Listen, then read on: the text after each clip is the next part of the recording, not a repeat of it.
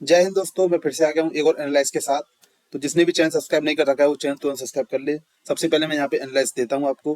तो चलिए स्टार्ट करते हैं अपना video. What is the GDP और जीडीपी की फुल फॉर्म यहाँ पे पूछिए आपसे कि जीडीपी क्या होता है और जीडीपी की फुल फॉर्म क्या होती है। तो जीडीपी की फुल फॉर्म होती है ग्रॉस डोमेस्टिक प्रोडक्ट। तो थोड़ा इसके बारे में बात कर लेते हैं क्योंकि हो सकता है आने वाली शिफ्टों में इससे प्रश्न आपको देखने के लिए मिल सकता है, थोड़ा डीपली भी क्वेश्चन जा सकते हैं। सकल घरेलू उत्पाद जीडीपी एक विशिष्ट समय अवधि के दौरान किसी देश में उत्पादित सभी वस्तुओं और सेवाओं को के कुल मूल्य को मापने का एक तरीका है। यह किसी देश के आर्थिक स्वास्थ्य में मापने का एक सामान्य तरीका हो सकता है। ठीक है। जीडीपी की गणना कैसे की जाती है? तो यहाँ पे आप देख रहे हैं किस तरीके से गणना की जाएगी। सकल घरेलू उत्पाद किसी देश के भीतर सभी उत्पादन इकाइयों से सकल मूल्य वर्धन का योग है। सकल मूल्य वर्धन उत्पादन और मध्यवर्ती उपभोग के बीच का अंतर। जीडीपी में उत्पादों पर एक भी शामिल है और उत्पादों पर सब्सिडी घटा दी गई है। जीडीपी में क्या शामिल है? सकल घरेलू उत्पाद में बाजार में बिक्री के लिए उत्पादित वस्तुओं में सेवाएं शामिल हैं। इनमें सरकार द्वारा प्रदान की जाने वाली कुछ गैर बाजार उत्पादन जैसे शिक्षा और रक्षा सेवाएं भी शामिल हैं। जीडीपी क्यों महत्वपूर्ण है? जीडीपी महत्वपूर्ण के काफी सारे कारण है। मैंने यहाँ पे आपको 2 से कारण लेके आपको समझाया है। जीडीपी का कारण हो सकता है जैसे सकल घरेलू उत्पाद में परिवर्तन किसी देश के समग्र आर्थिक स्वास्थ्य के लिए लोकप्रिय संकेतक है। जीडीपी का उपयोग विभिन्न देशों में आर्थिक स्थिति की तुलना करने के लिए किया जाता है। ठीक है। अब यहाँ पे हमारा क्वेश्चन है, फल खट्टे क्यों होते हैं? तो फल खट्टे होने का कारण होता है यहाँ पे खट्टे फल एसिड की वजह से होते हैं और खट्टे फलों में विटामिन की भरपूर मात्रा होता है। खट्टे फलों का सेवन ताजे फल के रूप में किया जाता है या फिर उन्हें जैसे जैम, जेली, कैंडी के रूप में भी तैयार किया जाता है। तो इसमें जो सबसे ज्यादा क्या मिलता है हमें, जो मतलब जो खट्टे फल होते हैं उसमें सबसे ज्यादा हमें विटामिन सी देखने के लिए मिलता है। Citrus fruits are rich in vitamin C. हाल ही में कौन सा देश ब्रिक्स समूह में शामिल हुआ है? जो हमारे ब्रिक्स समूह है उसमें हाल ही में कौन सा देश जो शामिल किया गया है? और इसमें बात करते हैं तो 2024 में मिस्र, एथियोपिया, ईरान, सऊदी अरब और संयुक्त अरब अमीरात भी इन समूहों में शामिल थे।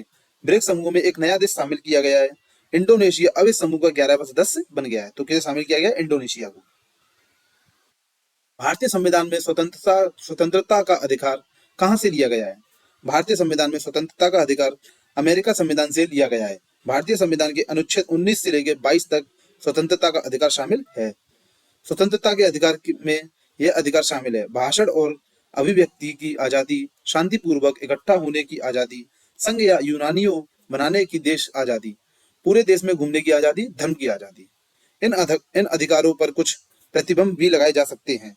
ये प्रतिबंध भारत के संप्रभुता, सार्वजनिक व्यवस्था, शालीनता और नैतिकता के हित में लगाए जा सकते हैं।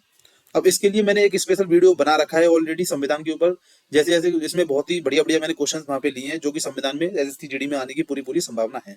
तो यदि आप भी संविधान से रिलेटेड क्वेश्चंस पढ़ना चाहते हैं तो मैंने उसको नीचे लिंक आपको दे रखा है डिस्क्रिप्शन में। आप जाके सिंपली उस लिंक पे क्लिक करके उस वीडियो को देख सकते हैं। और बाकी आप मेरे टेलीग्राम चैनल से भी जुड़ सकते हैं जिसमें मैं आपको सारे लिंक्स और सारी जितनी भी पीडीएफ मेरी यहाँ की होती हैं वो सब मैं आपको टेलीग्राम पे प्रोवाइड कराता हूँ। तो टेलीग्राम का भी लिंक आपको नीचे मिल जाएगा, आप जाके टेलीग्राम यहाँ पे ज्वाइन कर सकते हैं। हम यहाँ बात करते हैं भारत और पाकिस्तान के बीच में 1960 में किस जल संधि पर हस्ताक्षर किए गए थे? भारत और पाकिस्तान के बीच में जल संधि हुई थी उसमें 1960 में जो हस्ताक्षर किए गए थे वो कौन सी जल संधि थी? तो चलिए इस पे बात करते हैं। भारत और पाकिस्तान के बीच में 19 सितंबर 1960 को सिंधु जल संधि पर हस्ताक्षर किए हुए थे। इस संधि पर तत्कालीन प्रधानमंत्री जवाहरलाल नेहरू और पाकिस्तान के राष्ट्रपति अयूब खान ने हस्ताक्षर किए थे। इस संधि को लागू करने के लिए विश्व बैंक से मध्यस्थता की थी। इस संधि के तहत सिंधु नदी प्रणाली के पानी का बंटवारा किया गया था। इस संधि के तहत सिंधु, झेलम और चिनाब नदियों के ज्यादातर पानी पाकिस्तान को दिया गया, वहीं रावी, ब्यास और सतलुज नदियों का पानी भारत को दिया गया। इस संधि के तहत सिंधु नदी प्रणाली में पानी का इस्तेमाल करने के लिए दोनों देशों के अधिकार और जिम्मेदारियां तय की गईं। इस संधि के तहत लिंक नहरों, बैराज और ट्यूबवेलों के निर्माण के लिए प्रावधान किए गए थे। मैं आपको जो भी क्वेश्चंस बता रहा हूँ इनको थोड़ा अच्छे से ध्यान से पढ़ते चलिए, इन्हीं में से आपको कहीं ना कहीं क्वेश्चन देखने के लिए शिफ्ट में आगे में मिलेंगे। 1026 में किसने सोमनाथ मंदिर पर हमला किया और लूटा? तो यहाँ हम बात करते हैं साल 1026 में गजनी के सुल्तान मोहम्मद महमूद गजनवी ने सोमनाथ मंदिर पर हमला किया और उसे लूटकर नष्ट कर दिया था। वह हमला गुजरात के चालुक्य वंश के खिलाफ किया गया था। इस हमले के बारे में ज्यादा जानकारी के बारे में हम बात करते हैं। यह हमला 8 जनवरी 1926 को हुआ था। यह हमला महमूद गजनवी का भारत पर 15वां हमला था।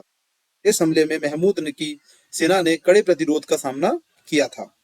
इस हमले के बाद महमूद गजनवी को मूर्ति भंजक की उपाधि मिली। इस हमले के बाद सोमनाथ मंदिर का पुनर्निर्माण कराया गया। अब इसमें क्वेश्चन इस तरीके से भी आ सकता है कि सोमनाथ मंदिर का पुनर्निर्माण कब कराया गया था, या इस तरीके से आ सकता है कि महमूद गजनवी को मूर्ति भंजक की आबादी कब मिली थी। तो इस चीज का ध्यान रखते हुए इन क्वेश्चंस को आगे बढ़ाएंगे।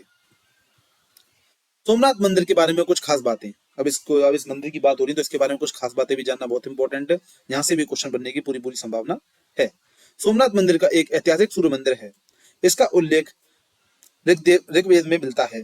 माना जाता है कि इसका निर्माण चंद्रदेव ने कराया था। सोमनाथ मंदिर पर कई बार हमला हुआ और हर बार इसका पुनर्निर्माण कराया गया। मेहर दरबार किस राज्य में है जहां बाबा अलाउद्दीन खान संगीतकार थे? बाबा अलाउद्दीन खान मध्य प्रदेश के मेहर दरबार में संगीतकार थे। कहाँ का मेहर दरबार था? मध्य प्रदेश का। मेहर दरबार मेहर रियासत में स्थित था। बाबा अलाउद्दीन खान के बारे में कुछ खास बातें। हम उन बाबा के बारे में कुछ बातें जान लेते हैं। उन्हें भारतीय संगीतकार का पितामह भी कहा जाता था। उन्हें कई रागों की रचना की। उन्होंने मेहर घराने की स्थापना की। मेहर घराने की स्थापना भी किसने की? बाबा अलाउद्दीन खान ने। 1958 में पद्म भूषण और 1971 में पद्म विभूषण से सम्मानित किया गया था। उन्होंने सरोद, सितार और बांसुरी जैसे कई वाद्य यंत्र बजाए। उन्होंने कई शास्त्रीय रागों की रचना की। उन्हें पंडित रविशंकर, पंडित निखिल बैनर्जी, अन्नपूर्णा देवी और उस्ताद अली अकबर खान जैसे कई संगीतकारों को सिखाया। उन्होंने ऑल इंडिया रेडियो के लिए रिकॉर्डिंग भी की थी।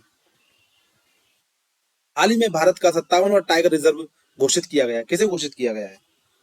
भारत ने हाल ही में मध्य प्रदेश राज्य में 57वां बाघ अभ्यारण्य रातापानी वन्य जीव अभ्यारण्य स्थापित किया है।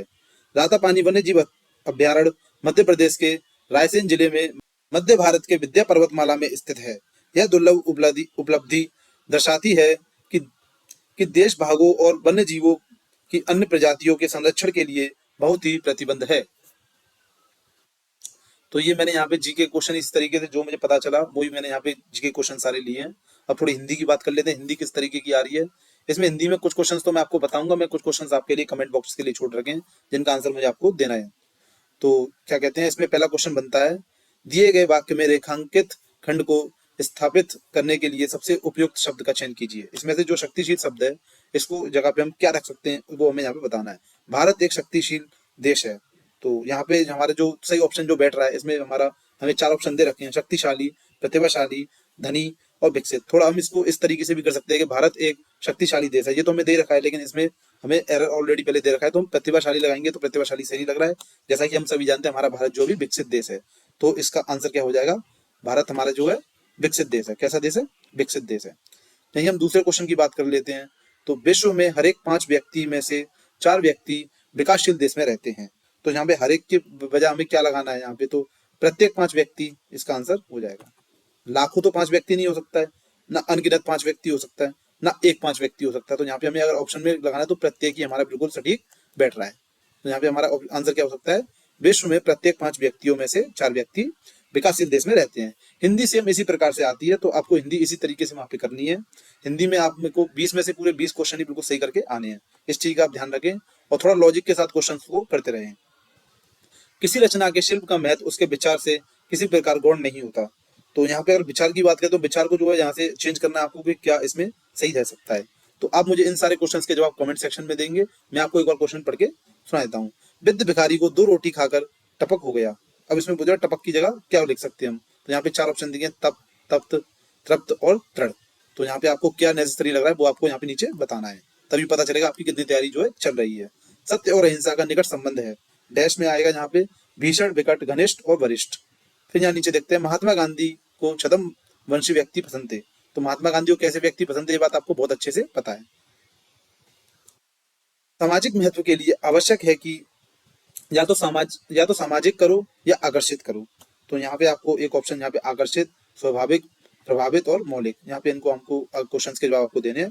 उस्ताद अली और विलंब के पहुंचने में हमारे नियम में शामिल हो गया है।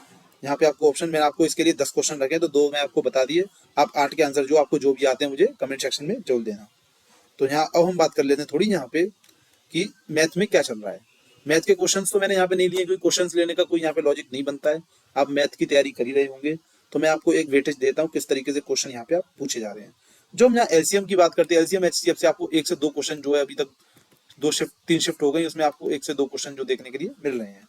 प्रॉफिट और लॉस के लिए भी लगभग आपके 2 क्वेश्चन ही यहाँ पे देखने के लिए मिल रहे हैं। डिस्काउंट से 2 से 3 क्वेश्चन मिल रहे हैं, इंटरेस्ट से भी 2 से 3 क्वेश्चन आपको मिले जा रहे हैं। रेशियो प्रपोर्शन की बात करें तो यहाँ से आपको 2 क्वेश्चन, मेंसुरेशन से 2 क्वेश्चन लगभग, और परसेंटेज से आपका 1 क्वेश्चन आया है, और डिस्टेंस और स्पीड के आपके 2 क्वेश्चन। यहाँ हम बात करें, यहाँ हम देख सकते हैं कि हमारा जो है वेटेज अच्छा खासा है। आप इजीली इसकी आपकी तैयारी आपकी होगी, तो आपको इसी वेटेज के हिसाब से मॉक टेस्ट लगाते रहना है। जिनका भी अभी आगे आने वाली शिफ्ट्स में एग्जाम है, इस चीज का बिल्कुल भी ध्यान रखें कि इसी तरीके से आपको पैटर्न वहां पे देखने के लिए मिलेगा। अब यहाँ हम बात कर लेते हैं रीजनिंग की। तो रीजनिंग में एनालॉजी के हमारे 3 क्वेश्चन आ रहे हैं, अर्थमेटिक के लिए हमारे 2 क्वेश्चन आ रहे हैं, और जो फिगर्स होते हैं उसमें 2 से 3 फिगर आपको इजीली वहां पे देखने के लिए मिल रहे हैं। सिमिलरिटीज भी आपको 2 क्वेश्चन आपको सिमिलरिटी के मिलेंगे। डायरेक्शन का 1 क्वेश्चन आया है अभी एक शिफ्ट में, बाकी अभी डायरेक्शन क्वेश्चन देखने के लिए यहाँ पे नहीं मिल रहे हैं। सेटिंग अरेंजमेंट के क्वेश्चन आपको बहुत अच्छे, मतलब एक कह सकते हैं मॉडरेट लेवल के मिल रहे हैं, जिसमें आपको थोड़ा दिक्कत होने वाली है। सेटिंग अरेंजमेंट के क्वेश्चन आपको जो है मॉडरेट देखने को मिल रहे हैं, तो इसका आप ध्यान रखिए। थोड़ा सेटिंग अरेंजमेंट की थोड़ा अच्छी प्रैक्टिस कर लीजिए, तो ज्यादा से ज्यादा जो है हो सके। कोडिंग डिकोडिंग के 2 क्वेश्चन मिल रहे हैं, क्लॉक से अभी तक कोई क्वेश्चन देखने को यहाँ पे नहीं मिला है। तो मैं आशा करता हूँ आपको वीडियो समझ में आया होगा। जिस किसी का भी आगे आने वाली शिफ्ट्स में एग्जाम है, उनको बहुत बहुत बेस्ट ऑफ लक्स उनके लिए, जो अपना एग्जाम जो बहुत अच्छा दे के आए। पेपर इजी टू मॉडरेट आ रहा है, पेपर ज्यादा हार्ड है नहीं। अगर आप सोचे कि कट ऑफ भी कम जाएगा, तो इसका कट ऑफ भी कम नहीं जाने वाला है। उस हिसाब से आप पूरे क्वेश्चन जो 80 से 80 क्वेश्चन पूरे अटेम्प्ट करके चले, क्योंकि नेगेटिव मार्किंग आपकी पता आपको 1/8 की है।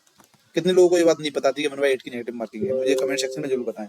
और आप ये चीज देख सकते हैं, तो नेगेटिव मार्किंग हमारी 1/8 की है। तो आप ज्यादा से ज्यादा अगर आप 8 क्वेश्चन गलत करते हैं, तो आपका 1 नंबर कटेगा। तो आप मेरे ख्याल से तुक्का लगाएंगे, तो तुक्के में से कम 2 क्वेश्चन तो सही कर ही देंगे, तो आपको कहीं ना कहीं उसमें फायदा होने वाला है। तो आप इस चीज को सोच के अपने तुक्के लगाएं, और इस चीज का विशेषकर ध्यान रखें कि मुझे किस तरीके से वहां पे करना है।